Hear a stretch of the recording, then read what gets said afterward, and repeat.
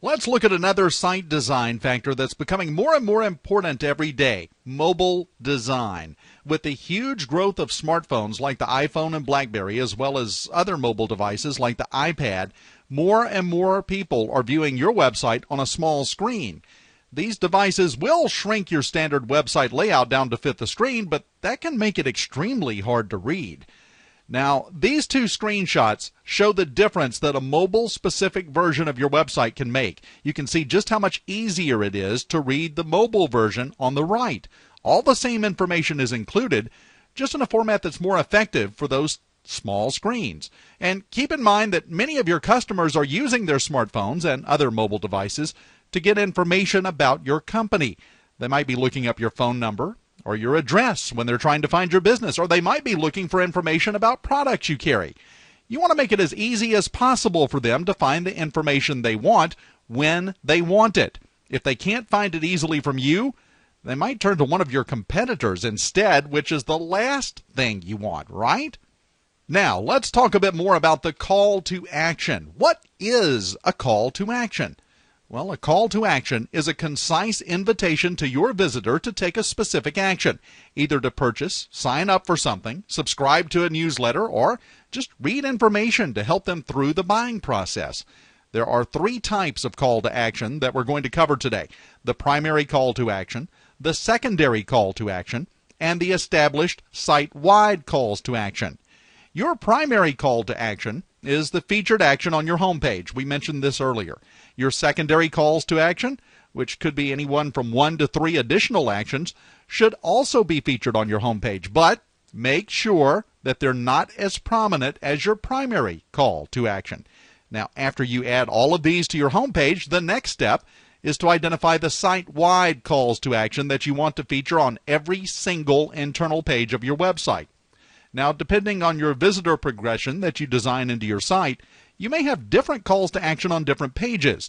For example, if we refer back to our original example with the credit repair company, if you know that during the explanation of how credit repair works, your visitor will likely have certain questions or objections, you want to cover those or link to them within the page's content, but you'll also want to feature them as calls to action at the bottom of the page.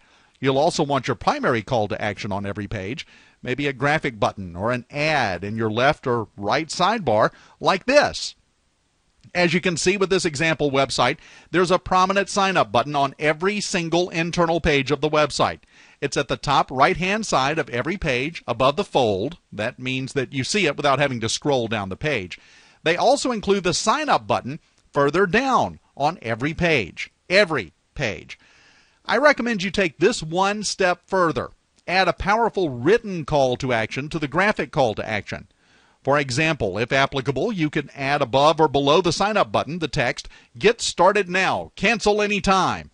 It encourages immediate action and removes all risk and fear about taking that action.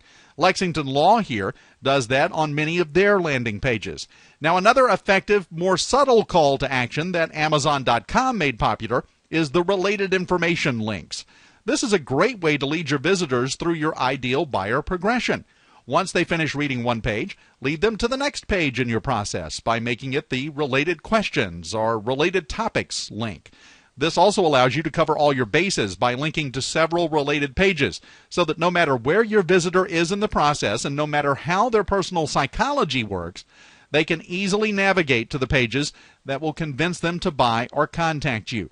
So make sure you have a few calls to action on every page displayed in different areas in different ways. You can visit our website, and we recommend you study the Amazon.com website for some excellent examples of this in action. Okay, let's check in. Are you following along so far? I hope this is all making sense. Now, let's move on to landing pages.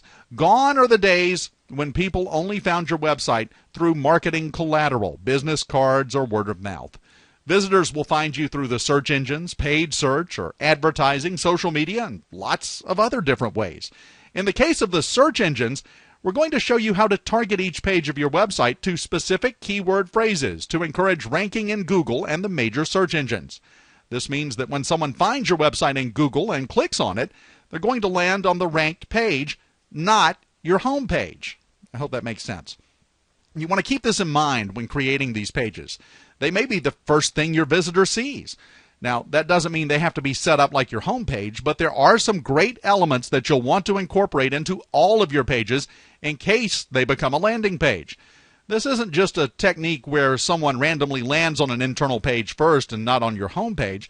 This is actually a powerful marketing method that is strongly encouraged. Landing pages allow you to target specific niches of your audience and speak to their specific needs and challenges. They also allow you to purposely direct visitors through your advertising to a landing page that focuses on the precise benefit or challenge they were researching when they found you. For example, if you know that a lot of people search the term cure chronic back pain, then you'll want to create a landing page optimized to show up for this term. Don't worry, we'll show you later exactly how to do that. What we want to drive home right now, though, is that you'll write that landing page specifically to the challenge of how to cure chronic back pain and sell your offer specifically to that issue, even if your product or service is more general, like our earlier example of medical information. The other benefit of using landing pages is that when designed correctly, they can convert your visitor into a lead or sale right on that page without them ever going any deeper into your site. We've included a template in your workbook of a basic landing page layout that you can model yours after. Now, the last element of your primary website, tracking. It's imperative that you track your website statistics. We'll go into depth about tracking stats and testing to improve results toward the end of today, but it bears mentioning now that this is the only foolproof way to ensure that your website fulfills its responsibilities. The fact is, we cannot determine what our market will respond to until we test various versions of an ad or page or headline and then see which one of those variations actually pulls in the best response. Okay, let's recap here. We covered the 6 responsibilities your website must fulfill to be optimally effective. We also discussed the 6 elements of your website that would help ensure that those responsibilities are met. Now, when you're done with this presentation and you're going through your workbook, this section will help you to do the following exercises: your customer avatar worksheet, your map navigation and visitor progression, the design or redesign of your home page using our template, and building landing pages using our template.